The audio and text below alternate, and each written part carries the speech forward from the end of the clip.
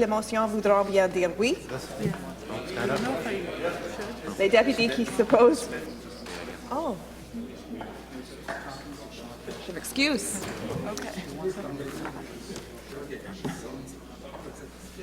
I recognize the member for Memramcook Tantramar. I tried. Thank you, Madam Speaker, for giving me the floor. I want to speak briefly to Bill 99, an act to amend the Electricity Act.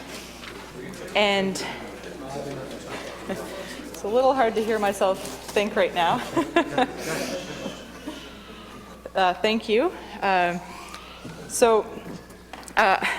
One of the reasons I want to speak to this is because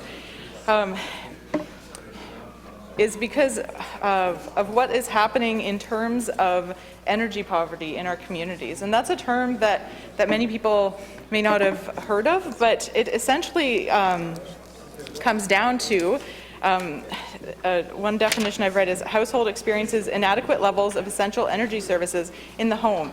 And in New Brunswick, in this part of the world, we often think of energy costs being connected to heating in the winter, and that is certainly one of the costs and one of the needs for energy for people living here. Some of the others would just include lighting and cooking, and frankly there are people who struggle to be able to afford, depending on their income, depending on their living situation. But in the summers, especially as the climate changes, as we see heat waves, there's been summers now where there's heat wave after heat wave, cooling is another use of energy that is really important. And this can be a life-saving use of energy. To be able to keep heat in the winter and then be able to keep heat out in the summer can save lives. And it can cost money, especially if you don't have very efficient dwelling. And so while this is, in some cases, energy poverty is connected to people's income, it is also, as I'm saying, deeply connected to the energy inefficiency of the dwelling. And Atlantic Canadians, I think, are particularly experience energy poverty in particular, and people living in rural areas when you look at the data for Canada. And that is why it's so important that, to echo the comments from the leader of the Green Party, to have specific targets that are really ambitious so that we can move forward and actually have more and more households have high levels of efficiency to keep the heat in the winter, keep the heat out in the summer, and to help people with their heating costs. We know right now prices are spiking. People's rents have also been spiking. In some cases, their cost of heating is being taken out of their rent and they're being told they have to pay for that separately. And if that happens to you and it was previously part of your contract, please let the Residential Tenancies Tribunal know, because that's not right, but it's happening to people.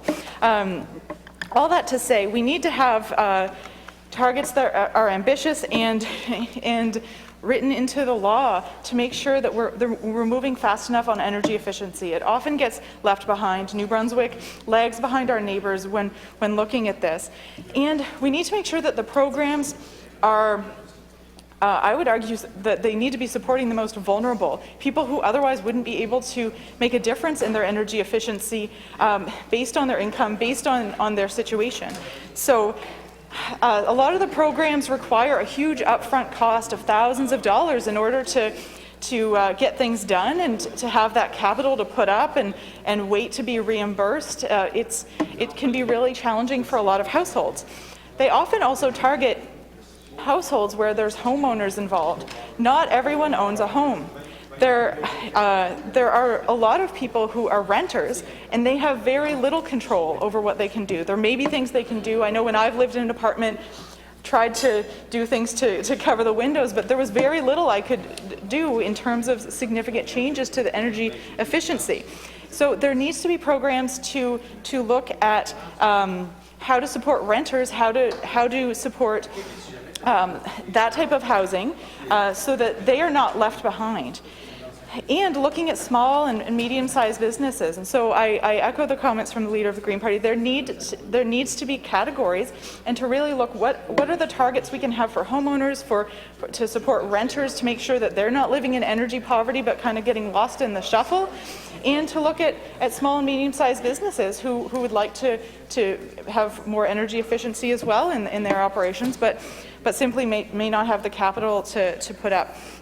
And as we discuss these things, we need to keep in mind that we're trying to get to net zero. We're trying to, or we should be trying to get to a point where we're really living in a way and have energy usage and energy efficiency so that we are living in a sustainable way. And unfortunately, words like sustainability have really been co-opted by oil companies. They sometimes can ring hollow, but what we really need is to be able to continue to live on this planet and not just throw our climate over, go over a cliff and not be able to come back. And that's the point we're at now. So this is really urgent.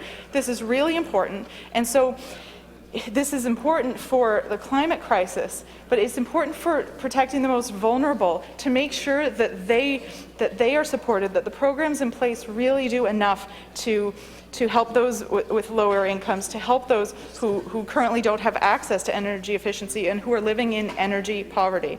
So all that to say, we'll be looking at this when it comes to committee, and there needs to be some clear, specific, ambitious targets to move the needle on energy efficiency in New Brunswick. I thank you for your time, Madam Speaker.